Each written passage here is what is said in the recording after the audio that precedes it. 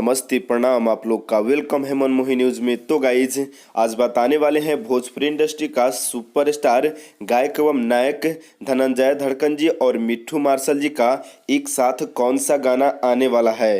तो गाइज उससे पहले अगर आप हमारे चैनल को सब्सक्राइब नहीं किए हैं तो हमारे चैनल को सब्सक्राइब कर दीजिए और बेल आइकन दबा दीजिए ताकि भोजपुरी का हर एक ताज़ा खबर सबसे पहले और सबसे आगे आप तक पहुंच सके।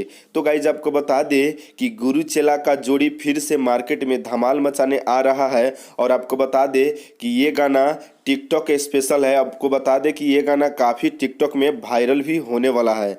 तो गाइज आपको बता दें उस गाने का बोल है माई रे हमारा टिकटॉक वाली चाहिए। तो गाइज आप टाइटल से जान सकते हैं कि कितना अच्छा सॉन्ग है और कितना टिकटॉक में वायरल होने वाला है। तो गाइज आपको बता दें कि इस गाने को लिखे हैं भोजपुरी इंडस्ट्री का सुप्रसिद्ध राइटर राहुल रसिक जी और बता दें आपको कि इस गाने को संगीत से सजाए हैं भोजपुरी इंडस्ट्री का सुप्रसिद्ध संगीतकार विकास यादव जी। और आपको बता दें कि 24 अप्रैल को सुबह 7 बजे RCM भोजपुरी हिट पे ये गाना रिलीज होगा।